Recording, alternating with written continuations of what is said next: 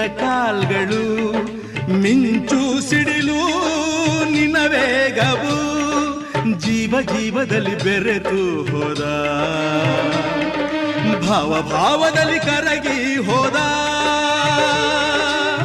ಜೀವಾಶ್ವವೇ ದೂರಾದೆಯ, ಪ್ರಾಣಾಶ್ವವೇ ಮರೆಯಾದೆಯ, ದಿಟ್ಟ ಹೆಜ್ಜೆ ಇಟ್ಟು ಯಜ್ಞ ದೀಕ್ಷೆ ತೊಟ್ಟು ನಡೆಸುವೆ ಅಶ್ವಮೇಧ.